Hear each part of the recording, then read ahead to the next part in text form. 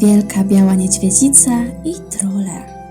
Pewnego razu w Finnmarku żył sobie mężczyzna imieniem Halvor, który miał wielką białą niedźwiedzicę. A ta wielka biała niedźwiedzica znała wiele sztuczek. Któregoś dnia mężczyzna pomyślał sobie: ta niedźwiedzica jest naprawdę wspaniała. Podaruję ją w prezencie królowi Danii, a może ten da mi w zamian cały worek pieniędzy. Wyruszył więc w drogę do Danii, prowadząc za sobą niedźwiedzicę. Szedł i szedł, aż po chwili dotarł do głębokiego, ciemnego lasu. Nie było żadnego domu w zasięgu wzroku, a ponieważ zbliżała się noc, Halvor zaczął obawiać się, że będzie musiał spać na ziemi, mając za schronienie nad głową jedynie drzewa. Wkrótce jednak usłyszał dźwięk topora. Podążył za dźwiękiem i po chwili dotarł do polany.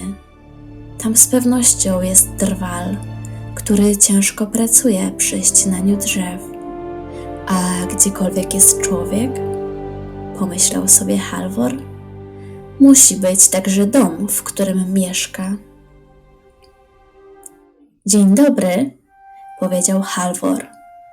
Dzień dobry, odpowiedział mężczyzna, gapiąc się na wielką, białą niedźwiedzicę. Dasz nam schronienie na noc, mojej niedźwiedzicy i mnie? Zapytał Halvor. I dasz nam też trochę jedzenia. Dobrze ci zapłacę, jeśli się zgodzisz. Chętnie dałbym ci zarówno jedzenie, jak i schronienie, odpowiedział mężczyzna. Ale dzisiaj ze wszystkich nocy w roku nikt nie może zatrzymać się w moim domu, chyba że ryzykując życie. Jak to? Zapytał Halvor. Był bardzo zaskoczony. Tak to wygląda. Dzisiaj jest noc świętojańska, a w każdą noc świętojańską wszystkie trole z lasu przychodzą do mojego domu.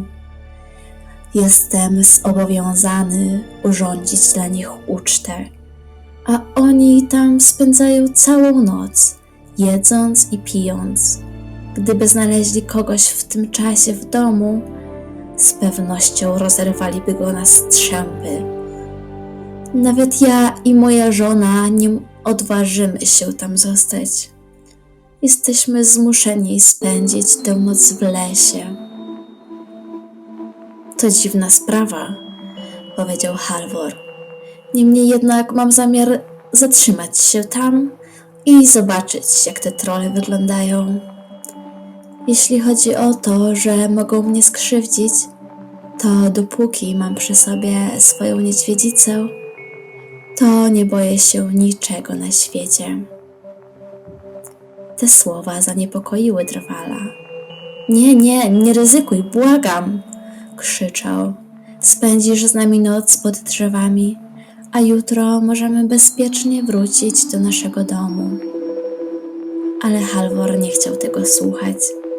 Był zdecydowany spać tej nocy w domu, a ponadto był bardzo ciekawy, jak wyglądają trole. Dobrze, rzekł wreszcie drwal. Skoro jesteś zdecydowany ryzykować życiem, podążaj tamtą ścieżką, a ona niedługo zaprowadzi cię do mojego domu.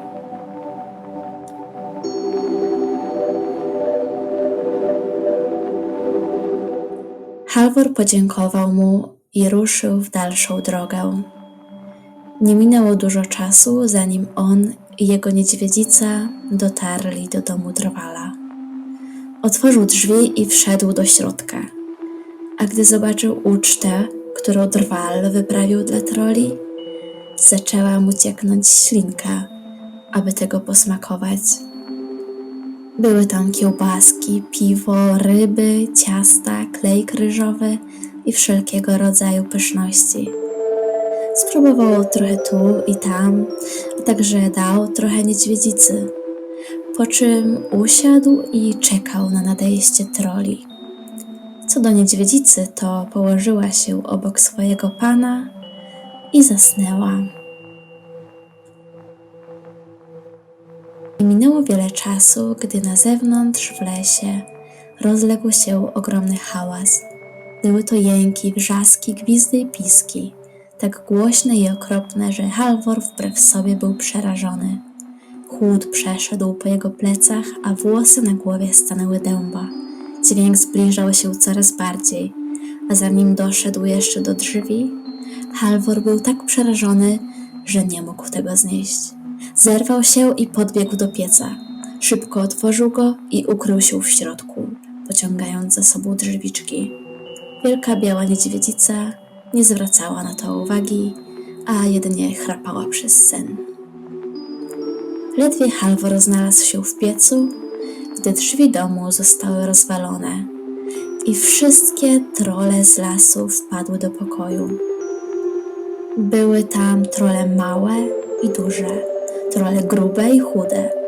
Niektóre miały ogony długie, inne krótkie, a niektóre w ogóle nie miały ogonów. Niektóre miały 2 oczu i niektóre 3, a niektóre miały tylko 1, osadzone na środku czoła. Był taki jeden, którego nazywali Długi Nos. Miał on nos tak długi i cienki jak pogrzebacz. Trolle zatrzasnęły ze sobą drzwi, a potem zebrały się wokół stołu, na którym rozłożono ucztę. Co to ma być? Wykrzyczał największy troll okropnym głosem, a serce Halvora stanęło. Ktoś był tu przed nami. Spróbował jedzenia i rozlał piwo. Długi Nos natychmiast zaczął węszyć. Ktokolwiek tu był, jest tutaj nadal, zawołał. Znajdźmy go i rozerwijmy na strzępy. W każdym razie tutaj jest jego kicia, zawołał najmniejszy ze wszystkich troli, wskazując na białą niedźwiedzicę. Och, jaki to piękny kot! Kici, kici, kici! Mały troll nabił kawałek kiełbasy na widelec i wetknął go w nos białej niedźwiedzicy.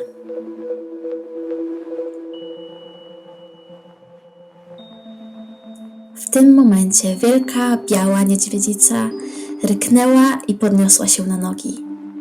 Zadała trollowi cios łapą, który sprawił, że ten zaczął wirować po pokoju.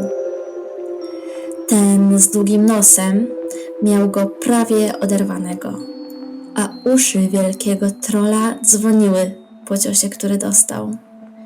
I takim sposobem trolle były bite przez niedźwiedzicę, aż w końcu wyrwały się i uciekły do lasu. Kiedy wszystkie opuściły chatę, Halvor wyczołgał się i zamknął drzwi, a później razem z białą niedźwiedzicą usiedli i ucztowali dosyta. Potem oboje położyli się i spali spokojnie przez resztę nocy. Nad ranem Drwal wraz ze swoją rodziną zakradli się z powrotem do domu i zerknęli w okno. Jakież było ich zdziwienie, widząc Halvora i jego niedźwiedzicę siedzących tam i jedzących śniadanie. Jakby nigdy nic się nie stało. Ale jak to? Zawołał Drwal. Czy trolle nie przyszły?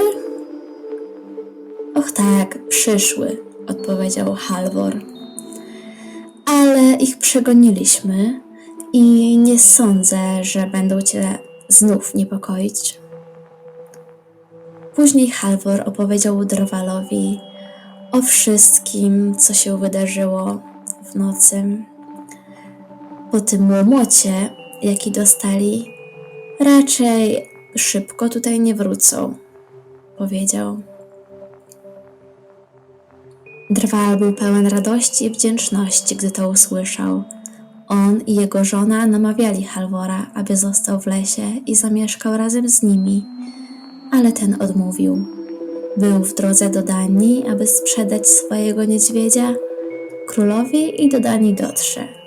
Wyruszył więc w drogę po tym, jak się pożegnał, a ze sobą zebrał dobre życzenia od Drwala i jego żony. Następnego roku, w noc świętojańską, Drwal ciął drzewo w lesie, gdy wielki i brzydki troll wychylił głowę zza drzewa obok niego. Drwalu, Drwalu, zawołał troll. Dobra, powiedział Drwal, czego chcesz? Powiedz mi, czy nadal masz ze sobą tego wielkiego, białego kota? Tak, mam i co więcej, teraz ma ona 5 kociąt, a każde z nich jest jeszcze większe i silniejsze niż ona. Czyżby? Zawołał troll z przerażeniem.